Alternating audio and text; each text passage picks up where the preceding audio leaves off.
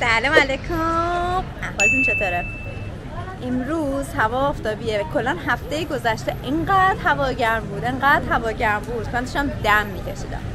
بعد تقریبا ویدر رو نگاه کردم، هواشناسی ها نوشته بود که هفته دیگه، آخر هفته دیگه بارونیه و من اینجوری بودم تابستون داره تموم میشه یعنی، و این آخر هفته تابستونی و گرم و آفتابیه. چه امروز زدیم بیرون و گفتیم که یه آخر هفته بازی بکنیم. اصلا بریم ساحل، میشه رفت شنا کرد یا نه که نشه رفت، یعنی ببینیم که هوا چجوریه. یعنی چون فکر میکردیم بارونی ابری، نه فکر میکردم ابری بادی باشه، ولی به نظر که خیلی آفتاب میاد. بریم با هم باشیم.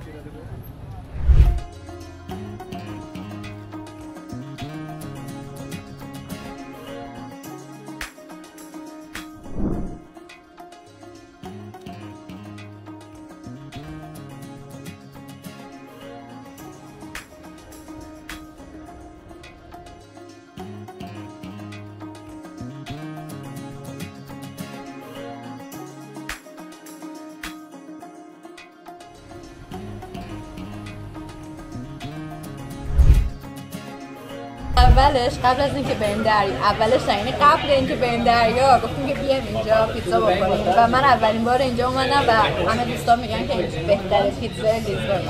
حالا ببینیم هست. پیتزای آرچ و فلانه.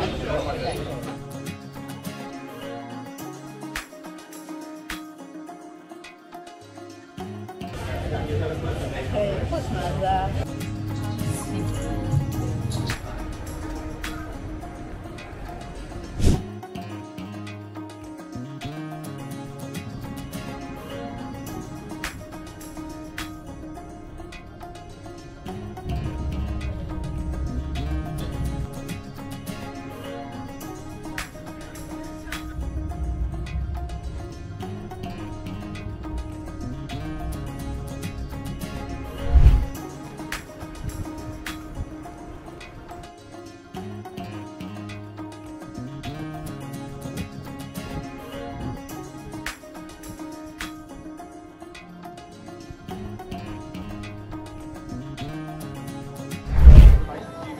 اینجا ساحل کشکاشه، یکی از شهرهای نزدیک، یکی از شهر لیزبون، یکی از تو خود شهر لیزبون نیسته.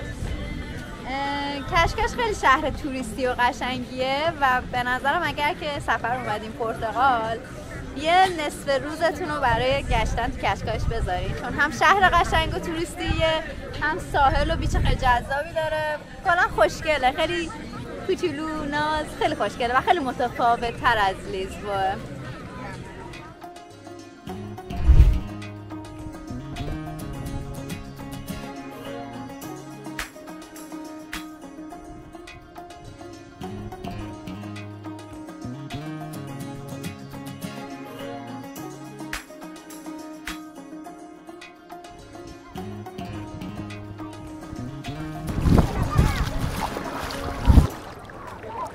آبش یخه خیلی یخه.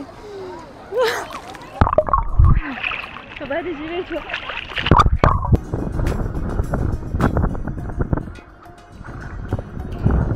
خیلی آبش یخه ولی جویی میده.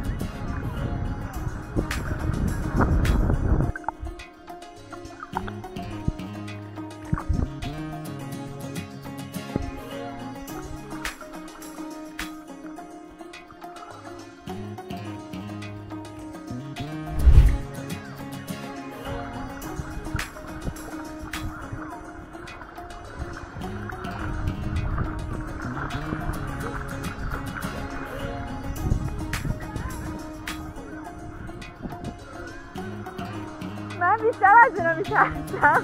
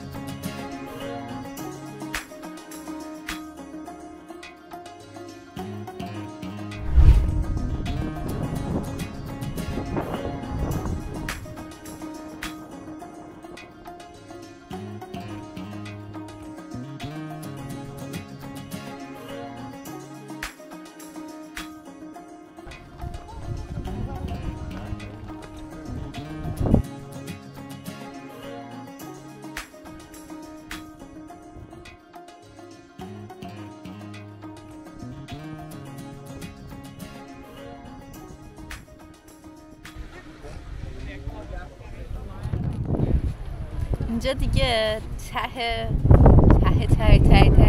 خطه که بهش میگن دروازه شیطان و تمام این حفره‌هایی که اینجوری توی کوه به وجود اومده و آب اینجوری زده و این حفره‌ها به وجود اومده، بعد بهش میگن دروازه جهنم. خیلی حافظم خرابه ولی خیلی باحاله و خیلی امروز آب خوشرنگه، خیلی خوشرنگه، یه سبزابی جذابیه. نمیدونم تو ویدیو معلومه یا نه، ولی یه سبزابی خیلی جذابیه.